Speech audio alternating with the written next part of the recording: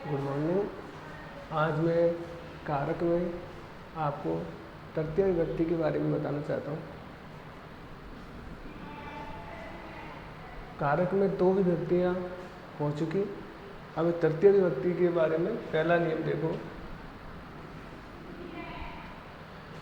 यानी कर्ताने प्रथमा, कर्ताने कर्म को द्वितीय, कर्म से तृतीय से के द्वारा।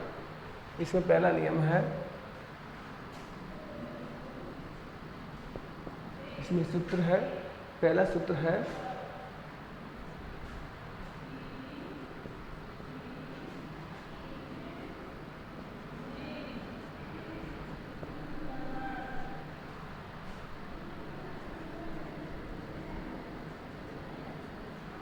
कर्णम। देखो सूत्र है साधक तमम कर्णम। इसमें इसके बारे में बताते हैं, लिखो क्रिया सिद्धौ,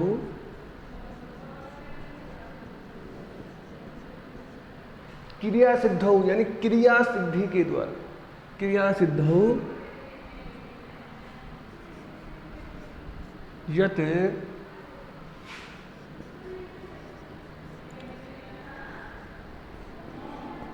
सर्वाधिकम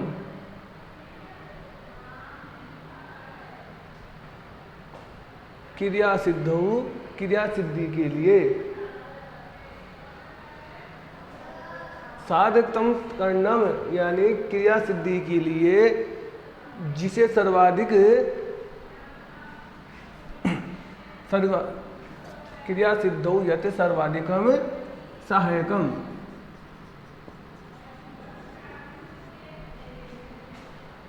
भवति।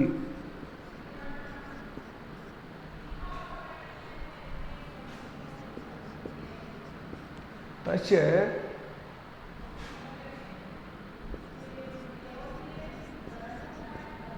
तृतीया विभक्ति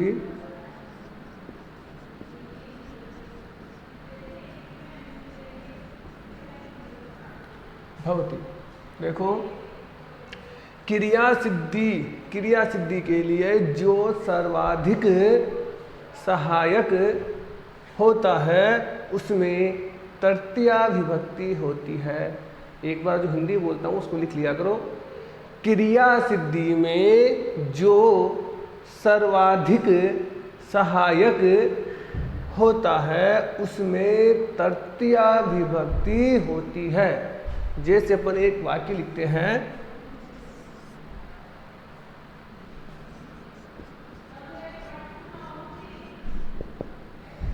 जागृति ही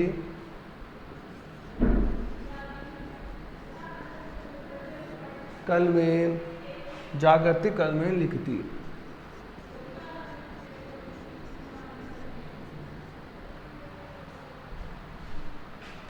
अब ध्यान दो, इसके नीचे लाइन की जो विभक्ति होगी, जो विभक्ति का जो शब्द होगा बताने के लिए उसके नीचे लाइन खींची हुई रहेगी या काले अक्षर में वो शब्द होगा।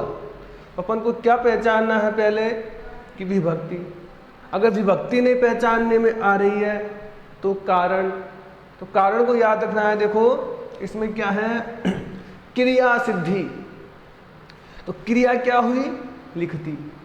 कहने का मतलब यह है कर्ता, इसको बोलते हैं कर्म और इसको बोलते हैं क्रिया। यानी करने वाला जो होता है उसको कर्ता बोलते हैं और कर्ता के द्वारा जो किया जाता है, कर्ता के द्वारा जो किया जाता है, यानी जागृति खा रही है, पी रही है, सो रही है, कुछ भी जो कार्य कर रही है, जो इस कर्ता के द्वारा जो कार्य हो रहा है उसे क्रिया कहते हैं।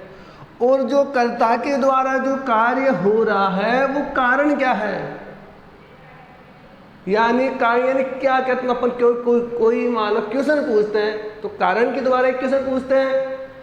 तो जैसे मान लो जागृति लिखती है तो किससे लिख रही है, कलम से, तो कर्म वो होता है, वो कारण होना।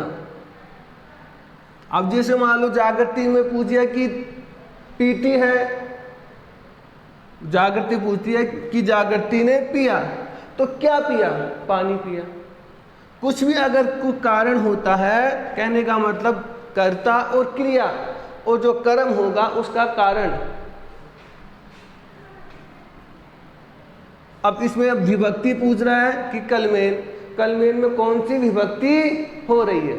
तो विभक्ति के लिए अपन इसके कारण को जानेंगे। तो कारण को जानने के लिए सूत्र का याद रहना जरूरी है, या फिर इसकी व्याख्या। अब देखो तृतीय विभक्ति का प्रयोग कैसे हो, पहले इसमें देखो कलमेन तृतीय विभक्ति का प्रयोग हो रहा है, परंतु अब क्रिया के द्वारा, यानी जागृति कलम से लिखती है। पहले ये ध्यान रखो कि विभक्ति का जो पहला नियम होता है वो विभक्ति के अनुसार होता है, और उसमें दूसरा नियम और जोड़ देते हैं। विभक्ति के अनुसार कैसे हो रहा है कि जागृति कलम से, यानी कर्ता ने कर्म को करण से, यानी साफ ही पता चल रहा है कि करण से यानी से के द्वारा इसमें प्रयोग हो रहा है। परंतु हमने इसके द्वारा दूसरा नियम भी जोड़ दिया, इसके द्वारा दूसरा नियम भी बता दिया कि जागृति यानी क्रिया सिद्धि। एक तो हो रहा है कि से के द्वारा इसमें प्रयोग हो रहा है, दूसरा है कि जागृति करता है, कर्ता लिख रही है, तो यानी क्रिया सिद्धि में जो सहायक होता है, यानी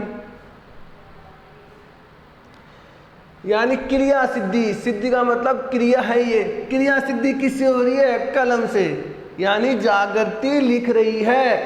तो जागृति लिख रही है, तो अब ध्यान देना, जागृति करता है, कर्ता लिख रही है, एक क्रिया हो गई। अब इसको सिद्ध करने के लिए तो लिखेगी किससे? सिद्ध तो तभी होगा कि लिखेगी किससे, तभी तो क्रिया सिद्ध होगी। तो क्रिया सिद्धि के लिए जो सहायक होती है, तो सहायक कौन हुई? ये। तो इस सहायक होती है, उसमें कौन सी विभक्ति होती है? द्वितीय विभक्ति होती है, सॉरी तृतीय विभक्ति होती है। फिर देख लो, क्रिया सिद्धि में जो सर्वाधिक सहायक होता है, क्रिया सिद्धि में जो सर्वाधिक सहायक होता है, उसमें तृतीय विभक्ति का प्रयोग होता है। उसमें देखो विभक्ति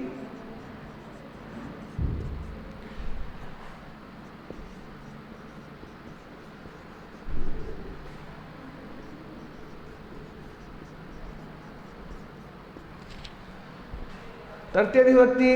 अब इसमें कारण लिखेंगे, कारण में वो लिखेंगे कि क्रिया सिद्धि सर्वाधिकम सहायकम भवति तृतीय। पहले लिखेंगे सूत्र,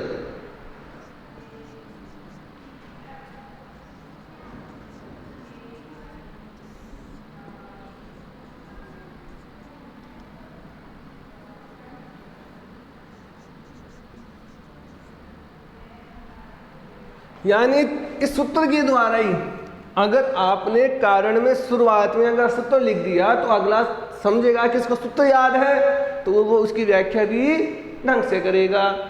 तो पहले सूत्र लिखना है, सूत्र लिखने के बाद फिर बाद में लिखना है क्रिया सिद्धौ, यानी क्रिया सिद्धि में जो सर्वाधिक सहायक होता है उसमें कौन सी विभक्ति ही होता है, उसमें कौन सी तृतीय विभक्ति हुई। तो कल में आगे कल में लिख देना, नहीं तो वैसे ये लिख देना, वो समझ जाएगा। जैसे अगली देखते हैं, लिख लो एक बार, क्रिया सिद्धौ, क्रिया सिद्धौ यत्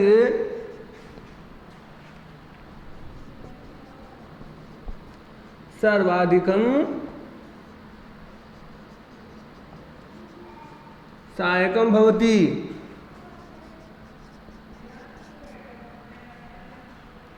तस्य तृतीया विभक्ति भवति।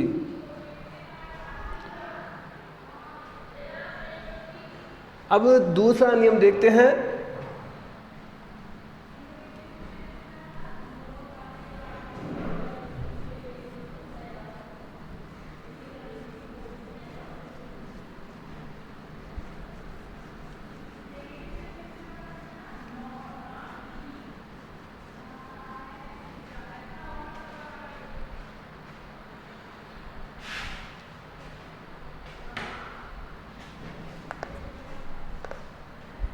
दूसरा नियम है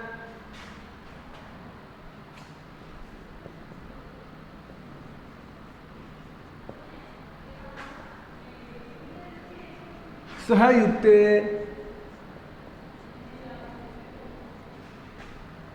अप्रधानम। सहयुक्ते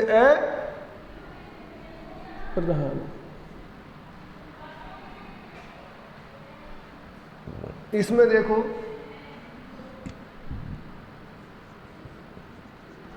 सह साकम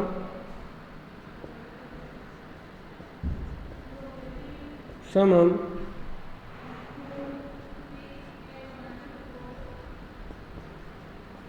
सार्धम।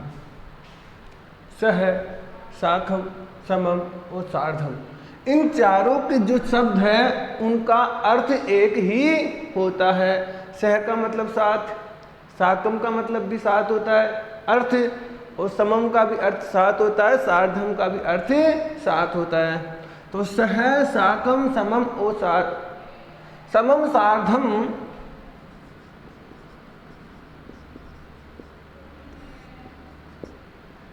शब्दानाम योगे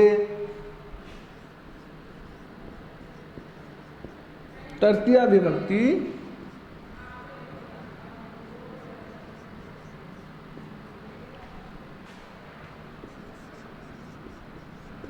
भवति।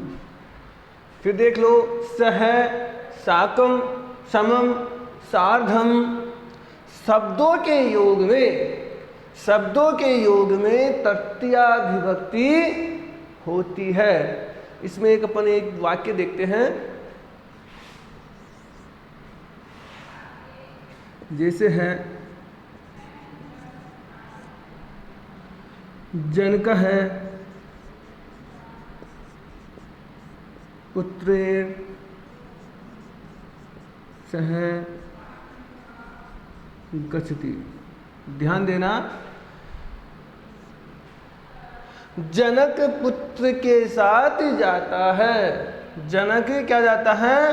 पुत्र के साथ जाता है। अब इसमें नियम देखो, सह, ये सह आ गया, इस शब्द के आने पर जो आगे है क्या हुआ? तृतीया विभक्ति का प्रयोग हुआ। अब नियम ये कह रहा है कि से आने पर क्या, कि सहयुक्ते अप्रधाने सूत्र के द्वारा सह युक्त यानी साथ के अर्थ में क्या, सहयुक्ते अप्रधान यानी सह शब्द आने पर, सह शब्द आने पर इसमें तृतीया विभक्ति का प्रयोग हुआ। ये इसका कारण कह रहा है। कोई जरूरी नहीं है सही साखम भी आ सकता है तो वही अर्थ निकलता है, समम आए तो वही अर्थ निकलता है, और सार्धम आए तो भी वही अर्थ निकलता है। तो इसमें विभक्ति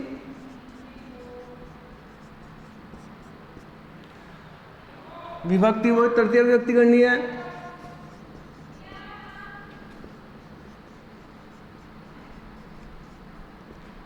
अब जो कारण लिखेंगे उस कारण में पहले लिखेंगे सूत्र।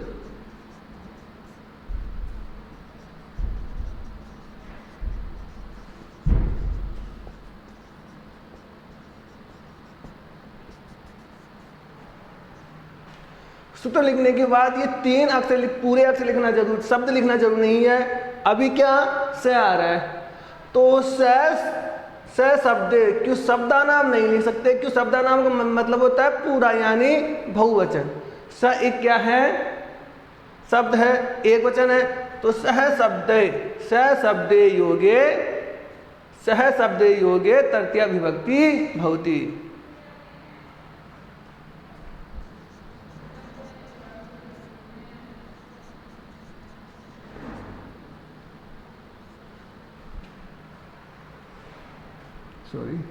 स शब्द योगे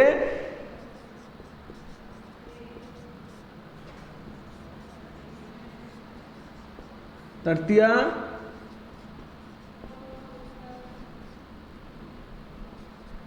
विभक्ति भवति।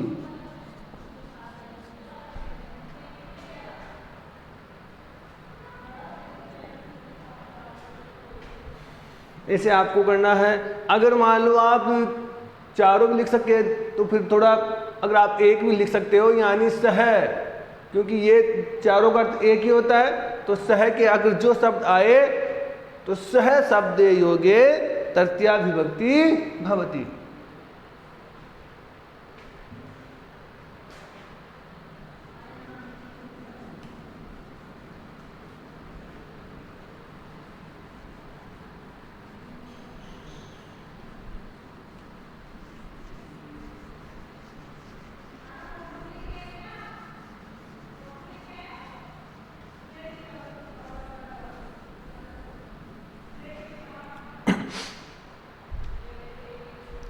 अब हम तृतीय विभक्ति के तीसरे नियम में चलते हैं।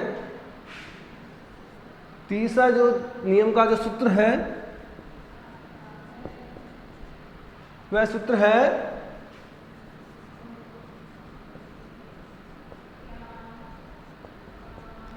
येनांग विकार है। येनांग विकार है। अब देखो, लिखो येन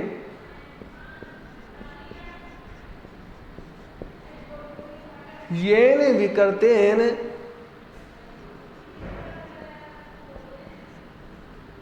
अंगेन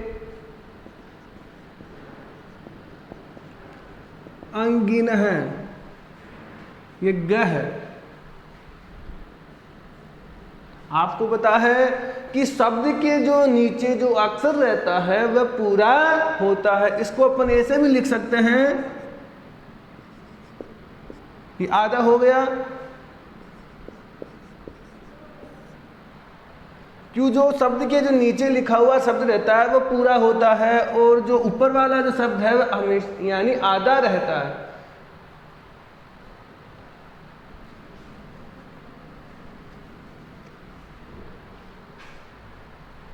ये नहीं करते अंगेन अंगिना है। देखो येनांग विकार है, तो येन विकर्तेन अंगेन अंगिना विकारो, अंगेन अंगिना विकार है लक्ष्यते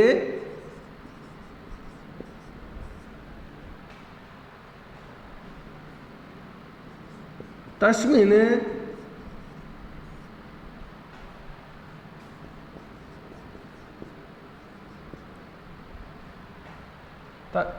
तस्मिन्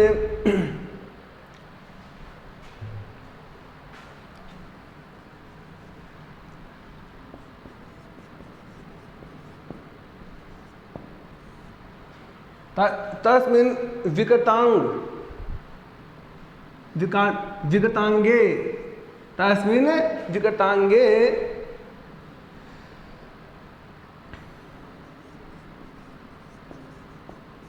तृतीया विभक्ति भवति।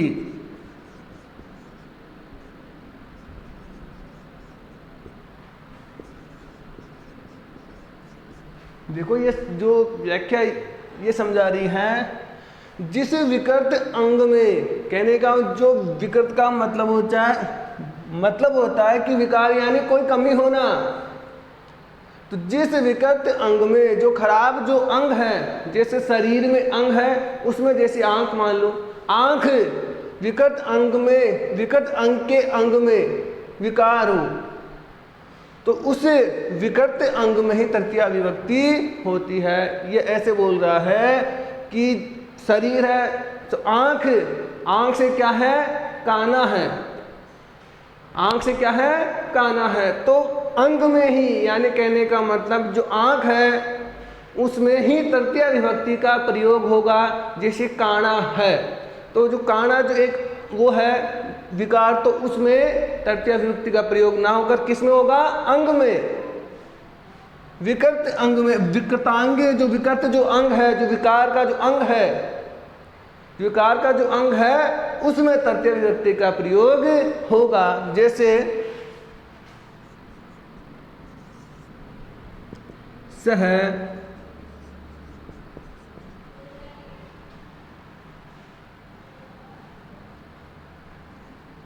स नेत्रेण काण अस्ति। ध्यान देना, वह नेत्र से काणा है, काण अस्ति यानी नेत्र से क्या है, काण है। अब स यानी वह, नेत्रेण काण किस पूछे कि सर इसमें तृतीय विभक्ति का प्रयोग क्यों नहीं हुआ? क्योंकि ये नियम ऐसे कह रहा है कि जिस अंग में विकार उत्पन्न हो रहा है, कि जिस अंग में विकार उत्पन्न हो रहा है, उस अंग के विकार में विकार होता है, उसमें विकर्तांगे कि किस अंग में विकार है, किस अंग में विकार है, इसमें तृतीय विभक्ति का प्रयोग होता है। तो नेत्रों में विकार उत्पन्न हो रहा है यानी काणा है, ये थोड़ा काणा दिखता है, उसको काणा है, तो नेत्र में विकार उत्पन्न हो रहा है तो उसमें तृतीय विभक्ति का प्रयोग होगा। जैसे मान लो पैरों से लंगड़ा है, पैरों से लंगड़ा है, तो उसमें जो पैरों से संबंधित है उसमें तृतीय विभक्ति का प्रयोग होगा। जैसे गंजा है, सिर से गंजा है, तो जो सिर से संबंधित है, सिर से संबंधित उसमें क्या है, तृतीय विभक्ति का प्रयोग होगा। गंजा है उसमें नहीं, सिर में।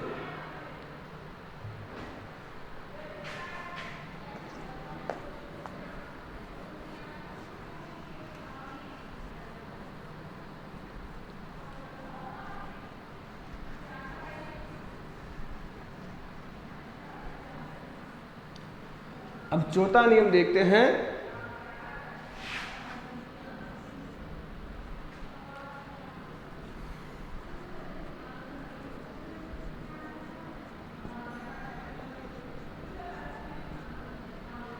इत्थम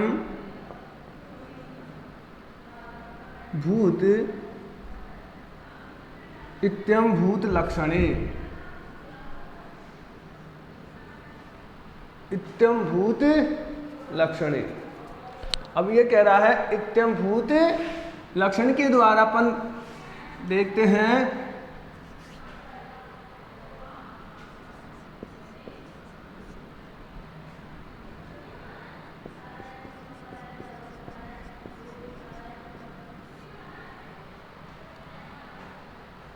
येन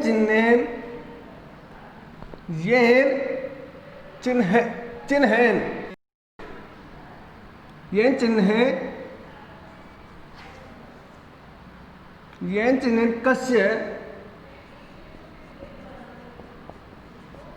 चिद, येन चिन्हे कस्य चिद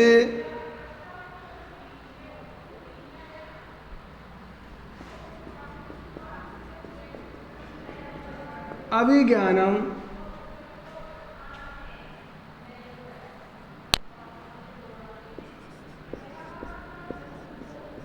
भवति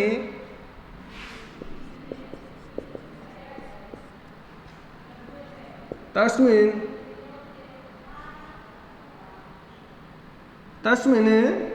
येन चिन्हे कश्चित् अभिज्ञानम भवति तस्य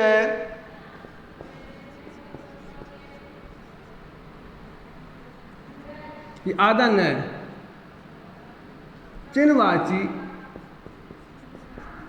चिन्हवाचिनी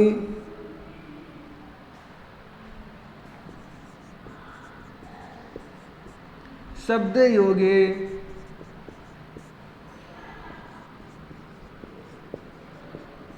तृतीया विभक्ति भवति। देखो, जिस चिन्ह ये यानी जिस चिन्ह से किसका अभिज्ञान होता है, जिस चिन्ह से किसी का क्या हो अभिज्ञान होता है, उसमें उस चिन्हवाची शब्द में शब्द के योग में तृतीय विभक्ति होती है।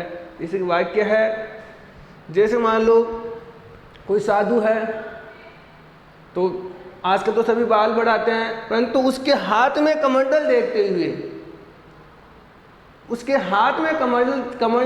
हमको पता चलता है कि ये क्या है, साधु है। जैसे मान लो कोई बच्चा है, पीछे बेग टांग के अगर जाता है तो ही अपन उसको पहचानते हैं कि ये पढ़ने वाला बच्चा है। तो उस किसके माध्यम से पहचाने कि बेग के माध्यम से। अगर किसी के हाथ में पुस्तक है कि ये पढ़ने जा रहा है बच्चा है कोई, तो अपन देखते हैं कि पुस्तक को देखते हुए, तो चिन्ह क्या हुआ, पुस्तक है। साधु के हाथ में क्या हुआ, कमंडल। तो जो कमंडल है, जो पुस्तक है, उसके माध्यम से जो वो चिन्ह है उनके माध्यम से जो पता चलता है उसमें तृतीय विभक्ति का प्रयोग होता है। जैसे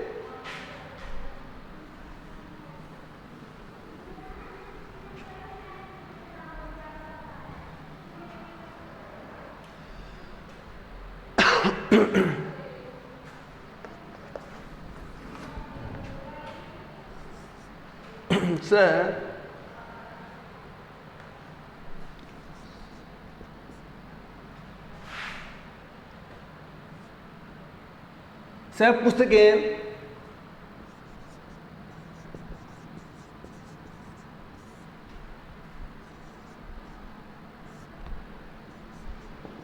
छात्र प्रतीयते। स पुस्तकें छात्र प्रतीयते। अब देखो इसमें वह पुस्तक से क्या हो रहा है, छात्र प्रतीत हो रहा है। क्या हो रहा है, वह पुस्तक से क्या हो रहा है, पढ़ने वाला जो छात्र है वो छात्र प्रतीत हो रहा है। इसमें देखो प्रतीयते, इस धातु का ध्यान देना। ये नियम, अगला नियम और भी आएगा, तो इसमें इस सूत्र के द्वारा ध्यान देना। इस इत्थम भूत लक्षणे, ये सूत्र जब ही लिखना है जब प्रतीयते ये धातु हो, यानी प्रतीत होता है।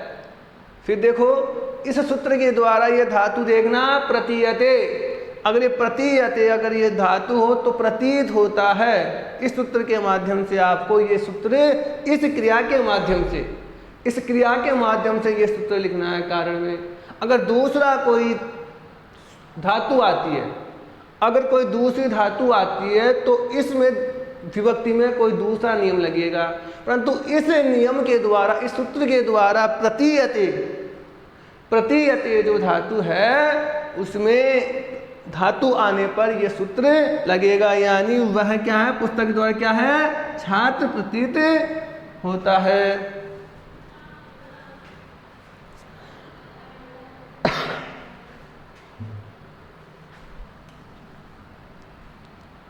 अगला नियम देखते हैं।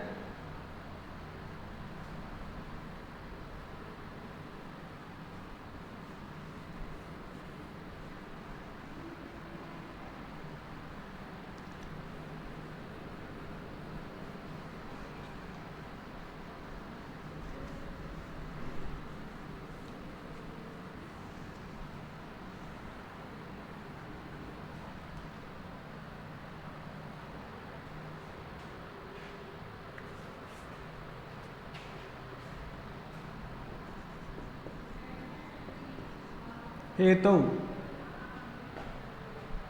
पांचवा नियम है, ये सूत्र है हेतु। हेतु सूत्र के द्वारा लिखो, हेतुवाची शब्द योग, हेतुवाची शब्द योगे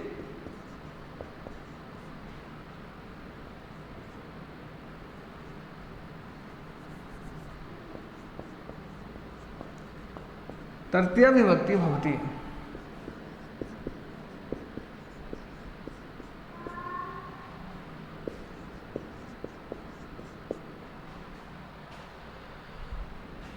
अब देखो हेतु, हेतु का कारण होता है कोई कारण होना। हेतु का मतलब होता है कोई कारण होना, यानी जो आप कार्य कर रहे हो वो किस कारण कर रहे हो। जैसे आप अभी पढ़ रहे हो, किसके लिए, आगे कुछ बनने के लिए। जैसे आप कोई कमरा लेके रहते हो तो उसमें अगर आप रहने का क्या कारण है, किसके लिए रह रहे हो, अध्ययन के लिए। अगर कोई आप जॉब करते हो तो अपन वहाँ पर रहते हैं तो किसके लिए, उस जॉब के लिए रहते हैं। तो यानी कोई कारण हो। हेतु का मतलब होता है कारण, यानी ये जो शब्द है ये नहीं आएगा वाक्य में कोई कारण हो, उस कारण में, हेतु का मतलब होता है कारण, तो वाक्य में कोई कारण होता है तो उस कारण में तृतीय विभक्ति का प्रयोग होता है। जैसे है स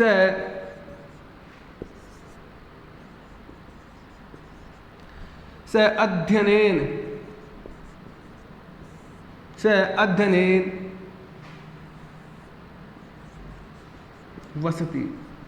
ध्यान देना, वह अध्ययन के लिए रहता है।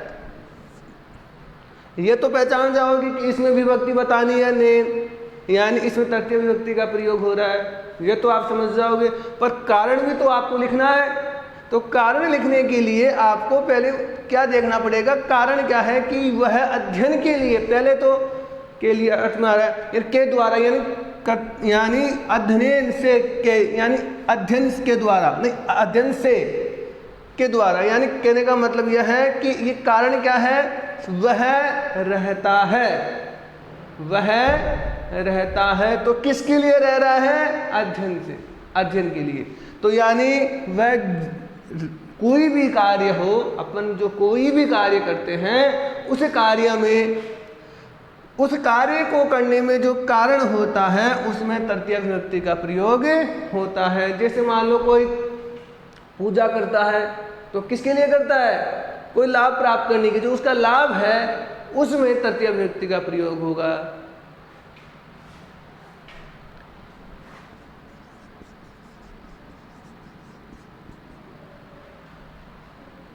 विभक्ति है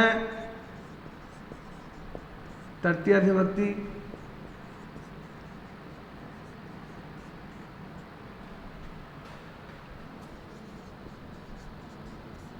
कारण है हेतुवाचक शब्द योगे।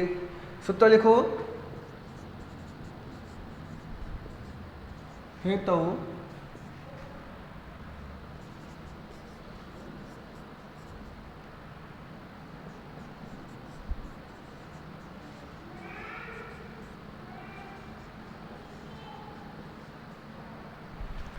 हेतुवाची शब्द योगे तृतीय विभक्ति भवति।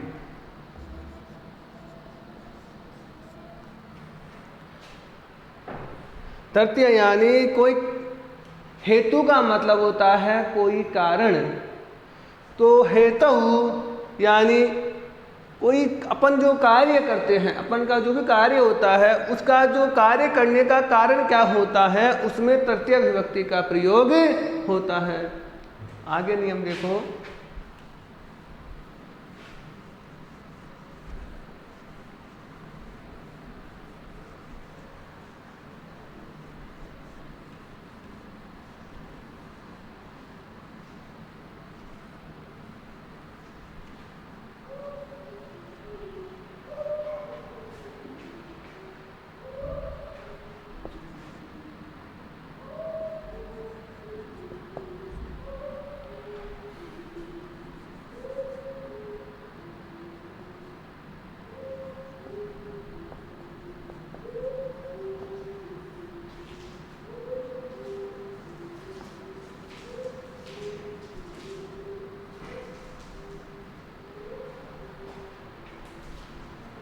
प्रकृत्यादिभ्य उपसंख्यानम।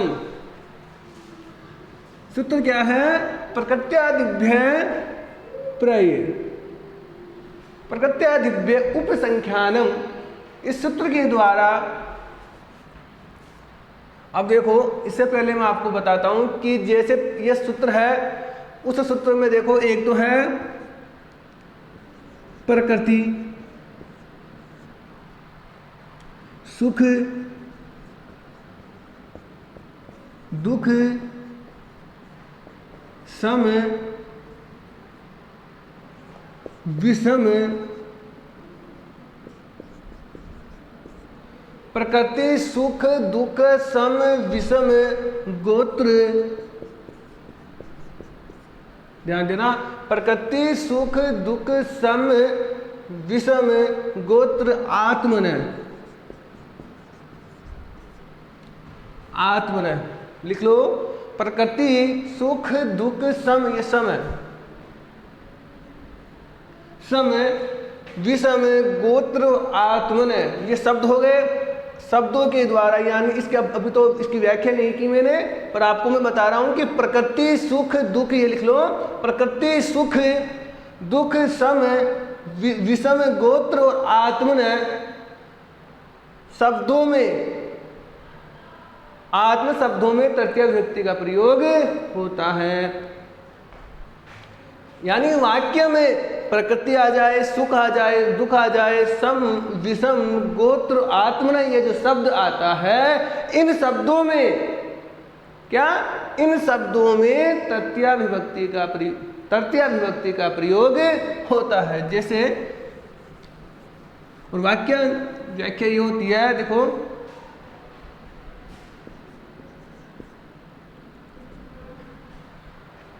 प्रकृति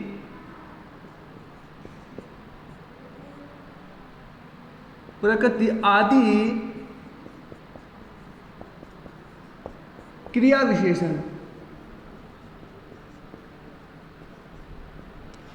प्रकृति आदि क्रिया विशेषण है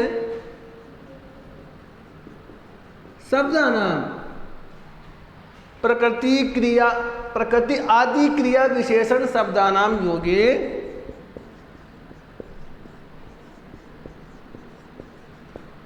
तृतीया विभक्ति भवति।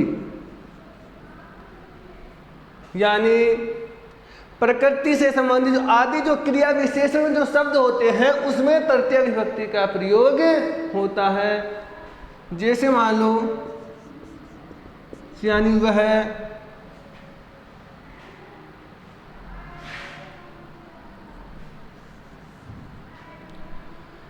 सह प्रकृत्या, ये मान लो,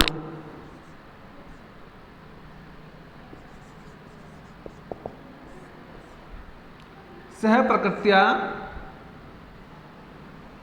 प्रकृति मान लो, नहीं सुख मान लो, दुख मान लो,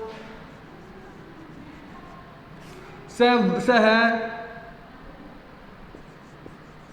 सुखेन मान लो, सह सुखेन जीवती, वह सुख से जीवित रहता है, सुख से जीवित है। यानी कहने का मतलब है या कि जिस वाक्य में सुख लिखा हुआ रहता है, जिस वाक्य में सुख दुख प्रकृति, वह भी मान लो एक सह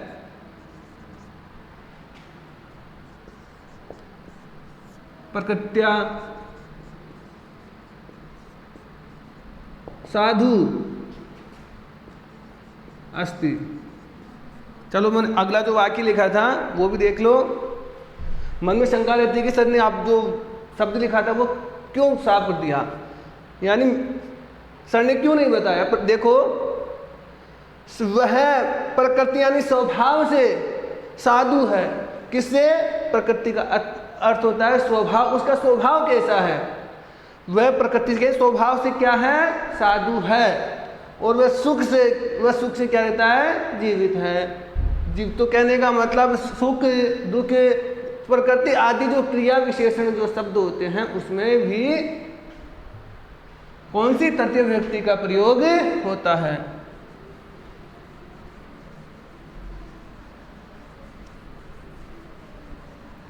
अगला जो नियम देखेंगे,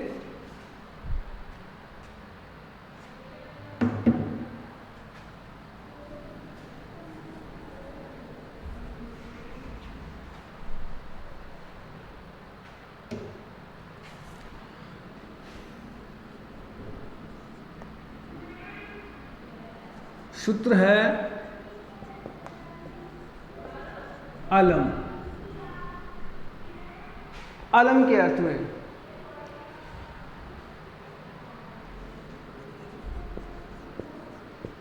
अलम शब्द योगे, अलम शब्द योगे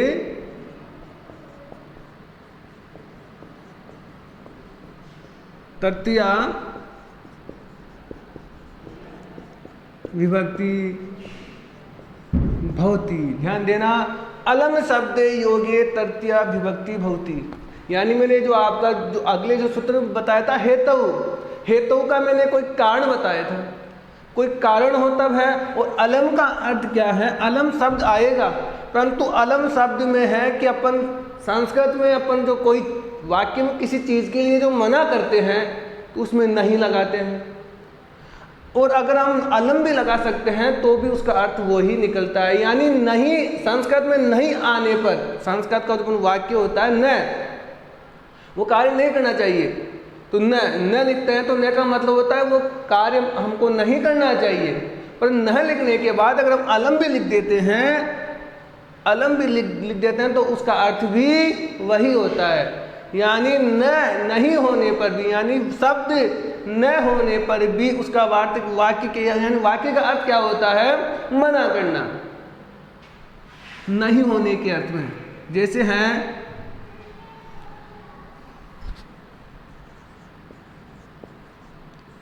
अलम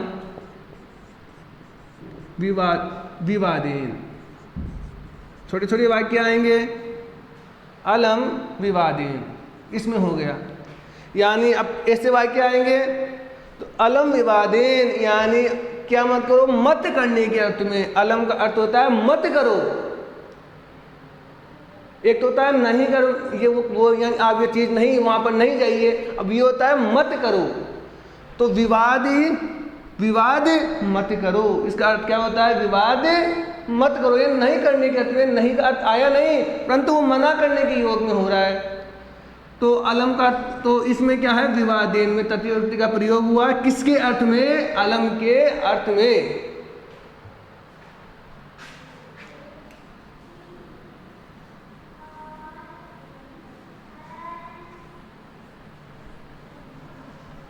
अब देख लो, 5 मिनट और देख लो। मैंने आपको लिखाया था सहयुक्ते अप्रधानम, दूसरा लिखाया था मैंने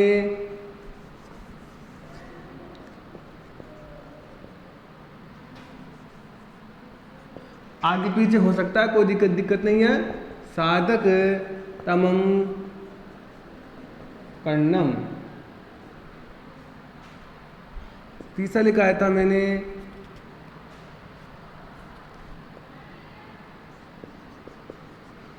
इत्यम भूत लक्षणे और संयुक्त प्रधानम। चौथा लिखाया था मैंने ये नांग विकार है। पांचवा है, आगे पीछे हो सकता है, पर इनके बारे में बता रहा हूँ एक बार, यानी दोबारा उसका दौरान हो जाए। ये नांग विकार है, फिर है प्रकृत्या दिव्य उप संख्यानम, प्रकृत्या दिव्य उप संख्यानम। छठा है अलम, और सातवां है हेतु। दिख तो रहा है, हेतु लास्ट का है हेतु। अब ध्यान दो, संयुक्त अप्रधान, इसमें ये बोल रहा है कि सह, साकम, सार्धम और समम शब्दों के योग में तृतीया विभक्ति का प्रयोग होता है। ये सूत्र ये बता रहा है। दूसरा ये बता रहा है साधकतम तमम कर्णम, यानी क्रिया सिद्धि के लिए जो सर्वाधिक सहायक होता है, क्रिया सिद्धि के लिए जो सर्वाधिक सहायक होता है उसमें तृतीया विभक्ति का प्रयोग होता है। मैंने लिखाया था वो कलम से लिख रहा है, तो क्रिया क्या हुआ, लिखना, और सिद्धि किससे हो रही है, कलम से, तो कलम में इसमें तृतीया विभक्ति का प्रयोग हुआ। इत्यम भूत लक्षणे, यानी किसी चिन्ह के माध्यम से, कोई चिन्ह हो उसके माध्यम से उसका होने का पता चलता है, तो उस चिन्ह में तृतीया विभक्ति का प्रयोग होता है। जैसे कोई पुस्तक से क्या हो रहा है, कोई छात्र प्रतीत हो रहा है पढ़ने वाला, तो उसमें पुस्तक क्या है, चिन्ह है। तो उसमें मैंने बताया था वो धातु कौन सी हो, प्रतीयते, यानी प्रतीत होता है, वो धातु होने पर ये सूत्र लगता है। यनांग विकार है, यनांग विकार है यानी किसी अंग में विकार उत्पन्न होता है। जैसे शरीर है, शरीर में कोई अंग है, जैसे हाथ मान लो, हाथ से वो किसी का हाथ टूटा हुआ है तो उसके हाथ में क्या होगा, तृतीय विभक्ति का प्रयोग होगा। जैसे मान लो मैंने वाक्य लिखाया था आपको, आंख से क्या है, काना है, तो उसके अंग में तृतीय विभक्ति का प्रयोग होगा। प्रकृति दिव्य उपसंज्ञानम, प्रकृति सुख दुख आत्मन आदि जो शब्द लिखाए थे उसमें तृतीय विभक्ति का प्रयोग होता है। अलम, अलम का अर्थ बताया था मैंने कि किसी मना करने के योग में, यानी मत करो, इसके वाक्य में ये जुड़ता है तो ये शब्द आता है अलम। तो उसमें शब्द आने पर यानी अगले शब्द में यानी किसके बारे में मना कर रहा है उसमें तृतीय विभक्ति का प्रयोग होगा। हेतु, हेतु का बताया था मैंने, कोई कारण होना, जो भी वो कार्य कर रहा है उसका कारण क्या है, उसमें हेतु, हेतु शब्द सूत्र के द्वारा क्या तृतीय विभक्ति का प्रयोग होगा।